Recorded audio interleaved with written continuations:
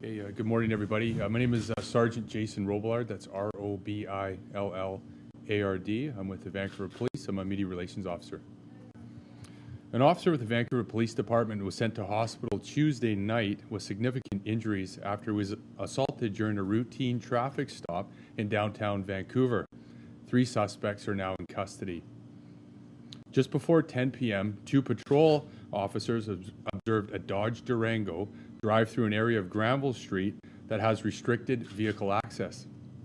The officers initiated a traffic stop on Robson Street between Granville and Seymour Streets. All 3 men in the vehicle, in their early 20s, were confrontational and verbally abusive with the officers.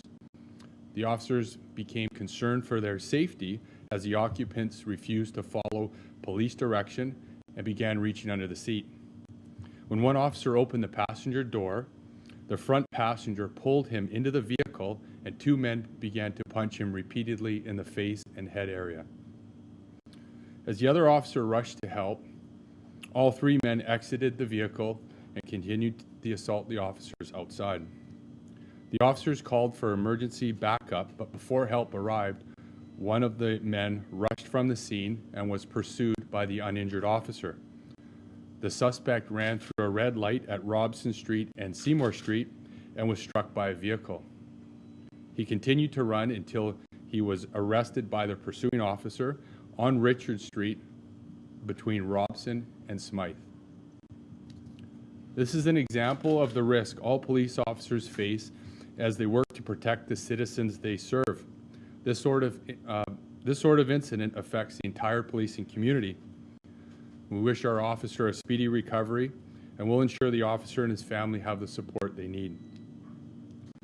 All 3 men have been arrested. 2 of the men are from West Vancouver, and 1 is from Victoria. Criminal charges including assault causing bodily harm, assault against a police officer, theft, and obstruction are pending. Other charges related to alcohol and drugs seized from the vehicle may also be laid. The man that ran from the scene was uninjured and was assessed at hospital and later released. The injured police officer is now recovering at home from his injuries. Any questions that you may have? Can you speak about the specifics of the injuries to the officer? Concussion, bruises? I can say the injuries are to the head and face of the officer, and we would consider them to be substantial injuries. Jason, there's a video that's circulating online by what appears to be a bystander, maybe an ERT or an EMT who responded to this. In that video, you kind of see this altercation back and forth at the vehicle itself, and even the guy filming says, "Are those real cops? Did police ID themselves properly? Were they plainclothes? What's proper protocol here, and what happened?" Well, first of all, I can't comment on a video that I haven't seen. But what I can tell you is that there are officers that work in plain clothes, and these officers in this particular case were in plain clothes. They did pull this vehicle over with their emergency lights on their vehicle. They did identify themselves as police officers, and there's no doubt in my mind that the 3 occupants in the vehicle knew they were police officers, just from comments made and some evidence I've read. When we look at sort of the aftermath later, again, this video, which I can show you after if you'd like, there's audio of the suspect, what appears to be one of the suspects on the ground being handcuffed, and you hear something like, "Why did you kick me in the stomach?" The video comes back up, and the person behind the video says to the officer, "Why did you kick him when he was already on the ground?" And the officer's response on video was, stand by here, "He severely assaulted my partner and he's combative." Can you shed a little light on what happened during that? Again, I haven't seen the video, and it just wouldn't be appropriate for me to comment on a video that I haven't seen. This case is before the courts. We're waiting and pending charges on 3 individuals that are quite violent. One of our officers was substantially injured, and he's recovering at home. So we can't comment about something any more than what we have. That's something that's before the court. Would it be appropriate for a police officer to kick a suspect who's being arrested on the ground? If there's force used to defend themselves or to effect an arrest, that is very subjective, and there's a lot of different angles and avenues that are involved in assessing whether or not force is legitimate. In this case, three suspects have been charged with assaulting a police officer, assault causing bodily harm, obstruction, and theft. When we talk about the suspects, is there any evidence that they may have been impaired? You mentioned potentially seizing drugs and alcohol from the car. Yes, there is evidence of that. Can you get into detail on that? Not right now, but what we can tell you is that there was drugs and alcohol seized from inside the vehicle, and there is a potential for charges to be laid in relation to that. So, sorry, I don't know if you mentioned this, but were the suspects known to police? Was there a criminal history there? I can tell you that this started off as a routine traffic stop while these officers were on patrol, and it ended up to be a violent struggle where these officers were assaulted. One sustained substantial injuries. The three suspects in the vehicle, and I can safely say that all three are known and well known to police and have a history with police. So did they know that before they pulled over? Like, was the vehicle kind That of was marked, not known prior to pulling over the vehicle. This was simply a routine traffic stop for a minor traffic infraction that turned into an assault causing bodily harm, where one officer was dragged into a vehicle and punched repeatedly in his face and in his head and sustained injury.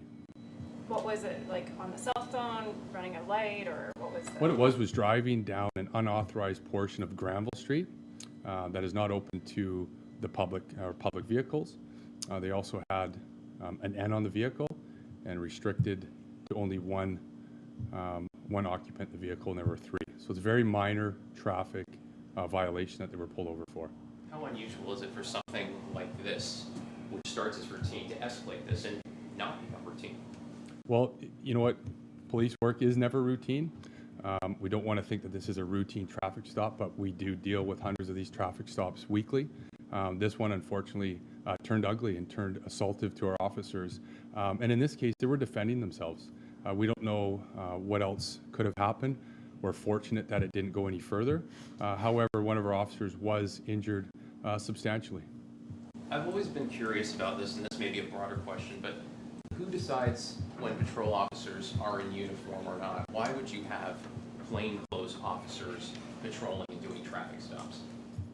Well, we have officers that are in routine patrol that are deployed in plainclothes, and that's quite routine for us here at the Vancouver Police Department. Why is that? And we do that, I'm still answering here, we do that for a number of reasons here, and one is just to help us in our advantage when we're observing crime. It may be advantageous for us to get closer to an in-progress crime if we're in plainclothes as opposed to uniform. All our officers that are in plainclothes are equipped with a badge. They drive around in an unmarked police vehicle that is fully equipped with emergency equipment, lights and sirens. They have police takedown jackets on. So it is quite common for our officers to deploy in plainclothes. To your knowledge, were all proper police protocols followed here? Is there any takeaway for the Vancouver Police from this incident? What I can tell you is that in this case, we're looking at charges for assaulting a police officer. I am convinced that the occupants of the vehicle knew these were the police and continued to assault them. Can you talk about the criminal history of these three suspects? I mean, do they have links to gangs at all? I can't get into that other than just say they were known to police. The charges are pending approval from Crown Counsel. Hopefully charges are approved shortly, but we can't release anything further about the accused until charges have officially been approved by Crown Counsel. Did they own the car legitimately? I don't have that information. Sergeant, could you just sort of explain, like, on a traffic stop like this, how an officer ends up inside the vehicle, what transpired physically? In this particular case, the officer was pulled into the vehicle where two men continued and began to assault him by punching him in the face and in the head repeatedly. What was the other officer doing this time? There was a third occupant in the vehicle, and the other officer was trying to protect his partner and himself. And how long until other officers came? What happened after? I don't have the time delay, but they called for emergency cover, emergency officers to come and assist them. And during the time that they requested this over the police radio, one of the suspects took off running. The uninjured officer chose to pursue him and was able to arrest him several blocks away. Could you speak a bit about the mood in the department today? I mean, I know it's a difficult time when something like this happens for officers. Could you explain what it was like today for other officers? Well, for us here at the department, this is a very serious call. Our officers put their lives on the line every day, and not just Vancouver police officers, but patrol officers and any police officer throughout the country. This is another example of our officers doing that, and one officer here sustained substantial injuries. We're out there trying to keep the citizens safe. And these officers were defending themselves during a routine traffic stop, and this stop turned very violent very quick. And this wasn't our officers perpetuating this. This was a routine traffic stop for a very minor traffic infraction. At one point during the stop, I can add that one of the passengers lit a cigarette and blew the smoke into the face of one of the officers. To me, that's confrontational, that's disrespectful, and that caused a lot of what happened here. So this is the attitude of the three occupants that our officers were dealing with, and it escalated quite quickly, and one of our officers is substantially injured, and we're all concerned about this. Is he in hospital? I mean, can you please elaborate on his injuries? What I can say is he has injuries about the face and head. He has been released, but will be reassessed by a doctor at a later point. Any timeline for his potential return, or how long he'll be out? I can't get into the specifics, just due to privacy reasons, but what I can tell you is that he did sustain substantial injuries, and he was injured, and I would describe it as seriously injured. You sort of touched on it already, but what does it do for the psyche of your officers? Well, we're all concerned, first of all, about the injured officer, but secondly, it's a reminder for all of us that are police officers, especially frontline officers, that our job is not safe sometimes, and we are risking our personal safety sometimes in order to keep the citizens that we police safe. So it's a reminder for us on a day-to-day that a routine traffic stop can turn very violent very quickly. So we need to be aware of that. But we train for these types of situations, and we are prepared for it. And unfortunately, this happened the way it was.